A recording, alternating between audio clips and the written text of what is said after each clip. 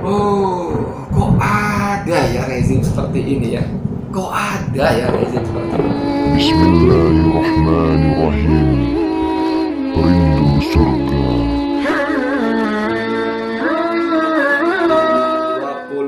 25 Januari silam, 2 hari yang lalu, hari Senin, pemerintah dalam hal ini Presiden Republik Indonesia Joko Widodo didampingi Wakil Presiden Kiai Haji Ma'ruf Amin, juga Menteri Keuangan Sri Mulyani dan sejumlah pejabat keuangan lainnya meluncurkan secara resmi apa yang disebut dengan Gerakan Nasional Wakaf Uang GNWU.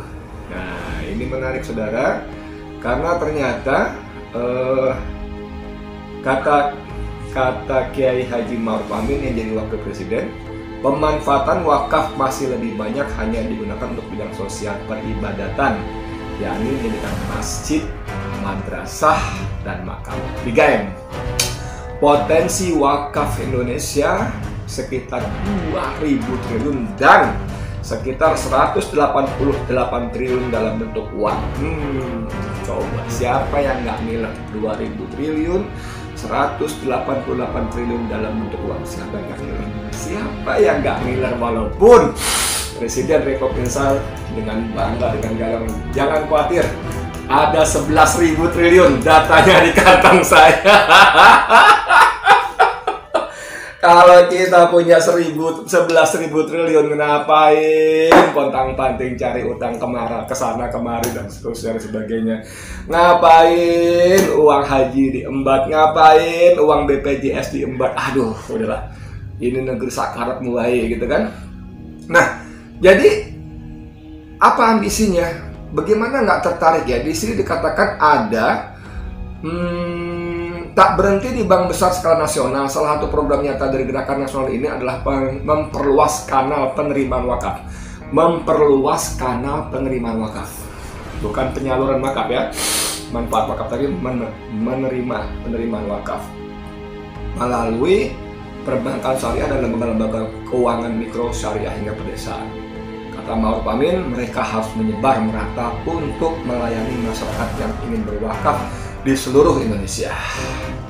Jadi melalui jaringan perbankan ekonomi syariah, lembaga mikro keuangan, rakyat didorong untuk mewakafkan uangnya. Disedot gitu dari daerah, petani, nelayan, buruh yang karena ajaran Islam mengajarkan wakaf itu adalah suatu amal soleh yang dahsyat, yang ganjarannya luar biasa, yang selama ini tadi seperti tadi madrasah, masjid, dan apa tadi itu pahalanya mengalir terus selama masih dipakai yang disebut amal jariah. Jadi umat Islam pedesaan, buruh, petani, nelayan, guru, mungkin rakyat-rakyat kecil itu dengan dasar agama ajaran Islam mereka mewakafkan sebagian hartanya. Berdirilah masjid, berdirilah musola, berdirilah tempat-tempat ibadah, madrasah dan sebagainya. Nah ini, sekarang potensi itu akan disedot oleh pusat dengan nama-nama gagah tadi. Untuk apa? Untuk pembiayaan APBN ya. Sri Mulyani mengatakan pada tahun ini akan ada proyek pemerintah di 11 kementerian yang dibiayai melalui instrumen surat beragam syariah atau sukuk bernilai 2,7 triliun. Menteri Keuangan Sri Mulyani juga sudah menyiapkan instrumennya, yaitu Cash Wakf Link Sukuk CWLS. Di samping penerbitan sukuk negara yang sudah berlangsung lebih lama, obligasi dipakai untuk mendanai proyek negara APBN. Aduh. Lutfi Alfirman, seorang dirjen di Kementerian Keuangan, secara terus terang mengatakan sukuk wakaf juga akan digunakan untuk pembiayaan APBN, meringankan beban fiskal untuk program-program sosial. Anda tahu nggak, kalimat ini menunjukkan bahwa APBN kita berat. Kalimat dirjen di sini menunjukkan bahwa APBN kita punya beban yang sangat berat, meringankan beban fiskal. Tapi kalau kita tahu beratnya anggaran APBN itu hampir sepertiganya digunakan untuk membayar utang. membayar pokok dan cicilan. Maksud saya cicilan pokok dan bunga utang luar negeri kita yang sekarang sudah 6.000 triliun dengan suku bunga yang sangat tinggi. Jadi logika kita nanti uang dari rakyat, dari petani, dari tukang ojek, dari guru, dari apa, guru-guru madrasah, guru-guru pengajian yang berwakaf uang karena ajaran Islam itu disedot, dihisap dari daerah desa ke pusat untuk bayar utang ke luar negeri.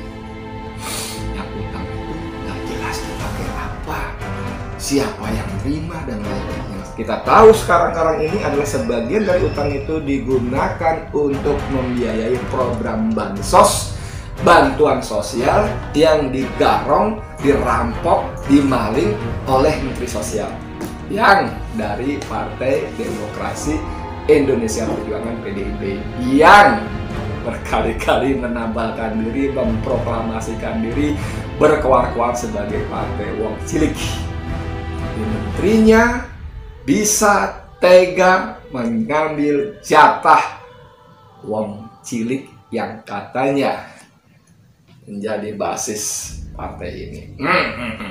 Jadi begitu saudara, kalau uang wakaf, Gerakan Nasional Wakaf Keuangan ini, Gerakan Nasional Wakaf Keuangan GNWO ini jadi sukses, menyedot begitu banyak sampai 188 triliun potensi dari uangnya, karena total potensi wakaf itu 2.000, maka uang itu untuk menambal APBN yang kita tahu pertama entah untuk apa, membangun infrastruktur yang gila-gilaan pun ternyata boleh ngutang juga.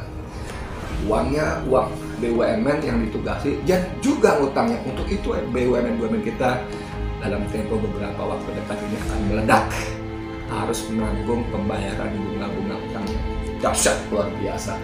Utang mereka naik berkali-kali lipat setelah mendapat penugasan membangun infrastruktur oleh Presiden Joko Widodo. Wow.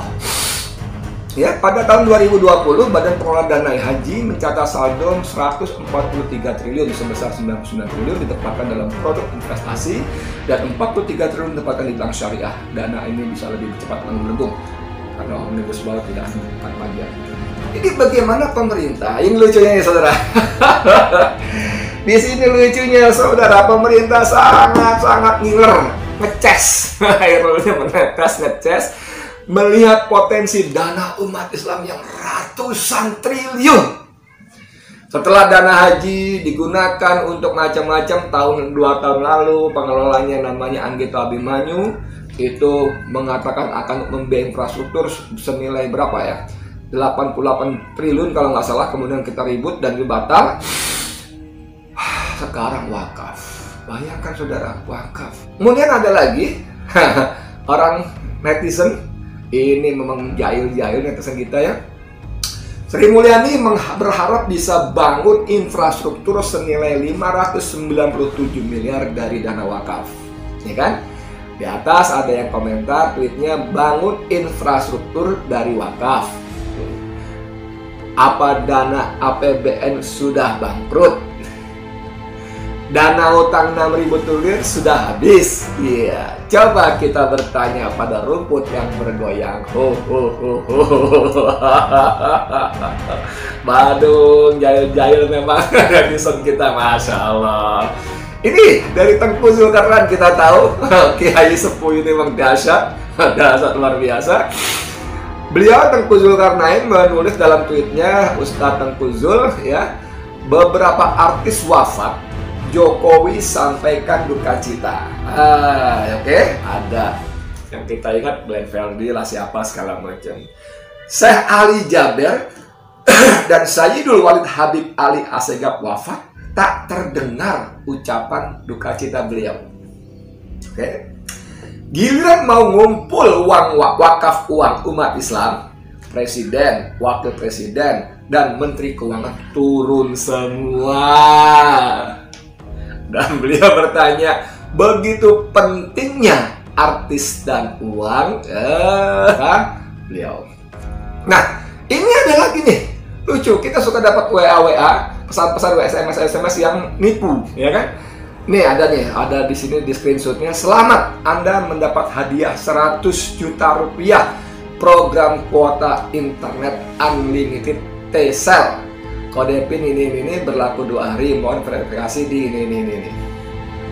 Ya, sudah sering dapatkan? Dia jawab sama orang yang dapat ini. Tolong kasihkan ke Pak Jokowi buat wakaf uang ya. Tuh kan tipu. Kan biasanya kalau kita layani kita disuruh transfer uang dulu begini. Dia langsung tolong kasihkan ke Pak Jokowi buat uang wakaf ya. Ya, bukan wakaf uang ya. Aduh, netizen.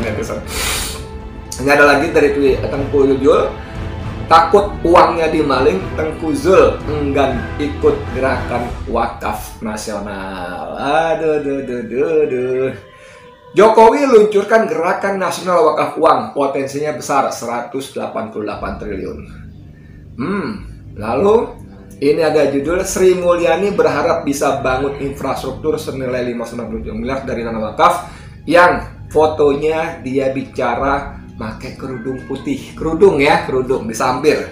Tapi di atas ada komentar mendadak pakai kerudung saat mengemis ke umat Islam. Saudara-saudara, beginilah nasib kita di Indonesia, luar biasa. Uangnya diincar, uangnya ingin dikangkangi, ada bukti-buktinya ya, darah haji, sekarang wakaf dan sebagainya. Aduh, luar biasa sekali. Tapi ajarannya dikriminalisasi, saudara. Ajarannya dikriminalisasi. Khilafah itu bukan cuma sejarah dalam Islam. Khilafah itu syariat, ajaran Islam.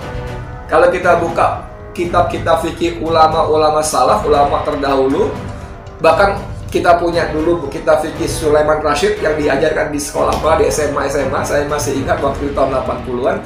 Itu Sulaiman Rashid ulama kita yang buku yang tebal itu diajarkan sekolah itu ada satu bab tentang khilafah.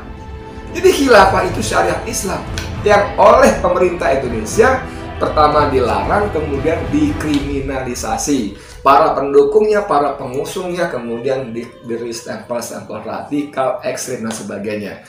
Bahkan kemarin kita dengar berita ada wakil dekan di sebuah universitas negeri dicopot hanya gara-gara sang wakil dekan pernah aktif di Hizbut Tahrir Indonesia yang kita kenal getol mengusung ideologi khilafah. Dan sekarang sedang dibuat lagi peraturan Perpres bahwa HTI, anggota HTI dilarang ikut pemilu. Wow, diperlakukan seperti PKI, saudara. Itu karena HTI mengusung ideologi khilafah. Karena HTI mengusung syariat khilafah sebagai bagian dari syariat Islam. Tapi ajaran Islamnya dikriminalisasi, ulamanya dizalimi, ustadz ulama habaibnya dizalimi, uangnya mau dikangkangi. Aduh, ini gimana ya? Kalau saya punya tetangga, setiap hari saya benci dia. Saya pikirkan bagaimana cara mencelakai dia, tetangga saya itu. Saya fitnah dia, saya laporkan ke Babinsa, ke apalagi itu namanya itu pejabat-pejabat TNI Polri level kecamatan itu apa namanya, Babinsa, Kamkabin, apalagi itu nggak ngerti saya. Saya bilang, bapak ini begini. Pokoknya saya benci banget orang itu, karena saya benci lah pokoknya. Tapi karena orang itu kaya, saya pengen juga dapat uangnya. Aduh, tetangga-tetangga sekampung saya mengatakan si Edi itu gila ya, nggak tahu diri ya, nggak punya akal ya, nggak sehat akalnya, yang nggak waras ya. Emang kenapa?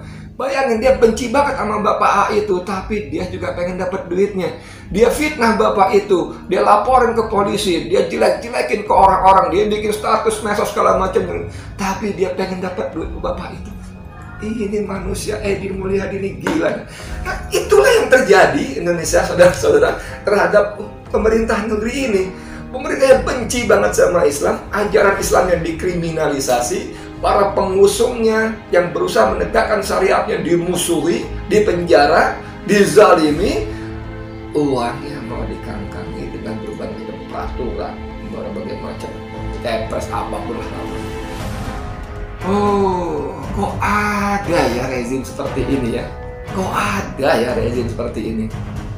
Gimana Anda mau menjelaskan kepada saya dengan cara apa? Kalau saya nggak masuk akal sehat saya, nggak masuk apa istilahnya lagi ya, etika barangkali ya. Nggak etis banget saya musuhin orang tapi saya ngarepin duitnya. Tapi itulah saudara, itulah republik kita ini. Jabatan-jabatan digunakan untuk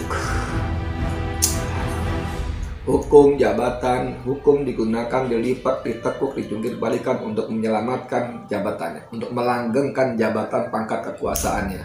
Untuk dengan itu hukum segala macam tadi digunakan untuk membungkam orang-orang kritis yang dianggap sebagai lawan. Selamat datang di Indonesia yang seperti ini. Ambiar saudara. Ngomong-ngomong gimana? Anda mau ikut gerakan nasional wakaf uang?